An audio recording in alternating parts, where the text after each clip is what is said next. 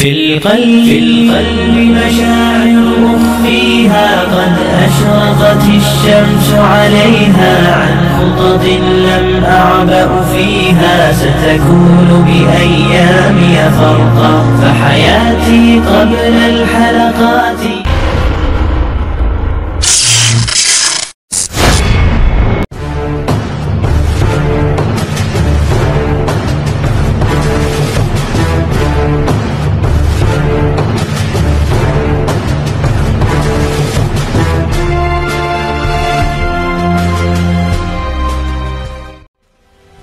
Assalamualaikum warahmatullahi wabarakatuh. Apa kabar sahabat Amirul Mukminin? Semoga semua dalam lindungan Allah Subhanahu wa Ta'ala. Seorang ahli matematika Islam asal Indonesia, Kiai Haji Fahmi Basyah Hamdi, meyakini jika Nabi Sulaiman alaihissalam atau Solomo, Raja Israel, meninggal di Indonesia, tepatnya di Borobudur, Jawa Tengah. Pernyataan mengejutkan ini bukan tanpa alasan, sebab selama 33 tahun Basyah telah melakukan penelitian dan telah membukukan penemuannya. Buku berjudul Borobudur dan Peninggalan Nabi itu bahkan telah dicetak sebanyak 7 kali oleh Zaituna. Menurut Basyah, Nabi Sulaiman yang lahir sekitar 975 sampai 935 sebelum Masehi tidak meninggal di Rahban, Baitul Maqdis, Palestina, seperti yang diketahui oleh masyarakat umum saat ini, tetapi di puncak Borobudur. Mengapa Qiyam nomor 6 yang ada di Borobudur dibiarkan kosong, tidak ada tamasilnya? Karena Nabi Sulaiman wafat di sini, tegas Kiai Fahmi Basyah sambil menunjuk pada relief seseorang memegang tongkat di lantai 3 dari atas Borobudur. Untuk menguatkan teorinya, Basyah mengutip firman Allah yang berisi, "Tatkala kami telah menetapkan kematian Nabi Sulaiman, tidak ada yang menunjukkan kepada mereka atau jin setelah kematiannya itu, melainkan rayap yang memakan tongkatnya. Maka tatkala ia telah tersungkur, nyatalah bagi jin itu bahwa sekiranya mereka mengetahui yang gaib tidak akan tetap dalam siksa yang menghinakan, mendapatkan tempatnya." Demikianlah firman Allah Subhanahu wa Ta'ala. Dalam penelitian itu, Basyah tidak hanya menjungkir balikkan kepercayaan masyarakat umum tentang sejarah Borobudur dan Nabi Sulaiman, tetapi juga menawarkan wacana baru tentang silsilah Nabi Sulaiman. Dikatakannya, ibu Nabi Sulaiman, Batsebah binti Eliem, atau janda Uria orang Het yang dinikahi Raja Daud ayah Nabi Sulaiman, merupakan orang Jawa. Makanya Batsebah memberi nama anaknya Sulaiman yang artinya hamba yang baik. Dalam bahasa Jawa, Nabi Sulaiman diambil dari kata su dan man yang berarti hamba yang baik. Tentang arti nama itu, Basyah kembali menggunakan ayat Al-Quran yang menyebutkan bahwa Nabi Sulaiman adalah sebaik-baiknya hamba. Tidak hanya itu, dalam penelitiannya Basyah juga mengungkapkan bahwa catatan sejarah yang menyatakan Borobudur peninggalan kerajaan umat Buddha karena reliefnya banyak berkisah tentang ajaran umat Buddha tidak seluruhnya benar.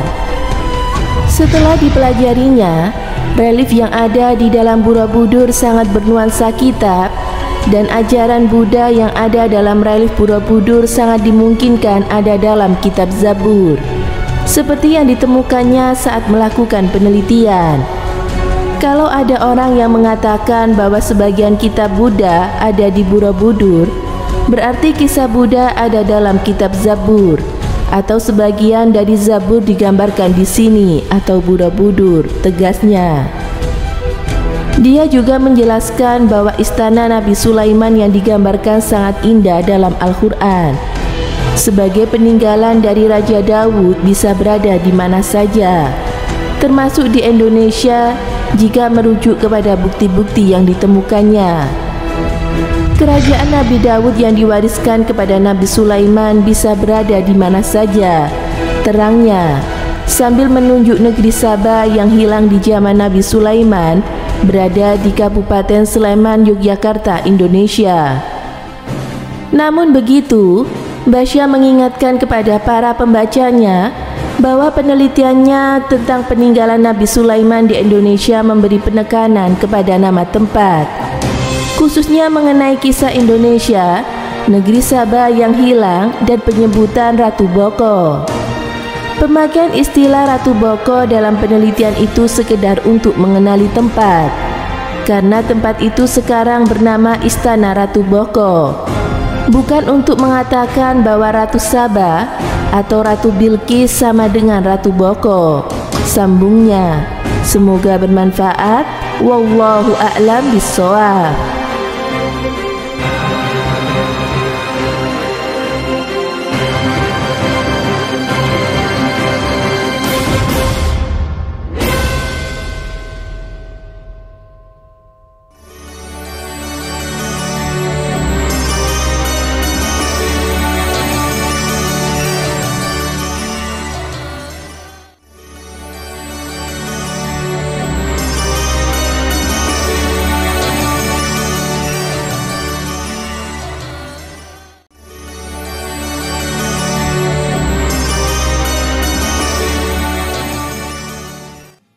Assalamualaikum warahmatullahi wabarakatuh. Pemirsa Amirul Mukminin yang dirahmati Allah Subhanahu wa taala.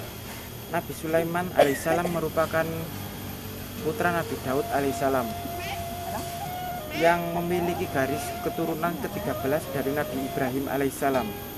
Setelah Nabi Daud wafat,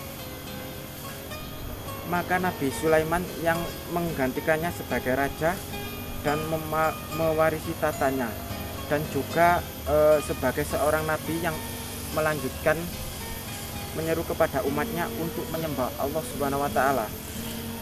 Nabi Sulaiman diberikan anugerah berupa mukjizat, bisa memahami bahasa semua binatang, dapat menundukkan angin hingga menundukkan makhluk halus seperti jin yang semuanya tunduk kepada perintah Nabi Sulaiman. Dan berikut saya paparkan mukjizat Nabi Sulaiman dalam hadis maupun dalam Al-Quran. Yang pertama ialah Nabi Sulaiman bisa berbicara kepada permadaninya dan mengerti semua bahasa binatang ataupun hewan. Kedua, sanggup memerintahkan semua bangsa jin dan hewan untuk mentaati perintahnya dalam menjalankan misi agama Allah. Ketiga, memiliki permadani yang terbuat dari sutra dan benang emas seluas 1 farsak dan dapat diperintah beliau kemanapun beliau pergi. Keempat, menundukkan segala macam angin.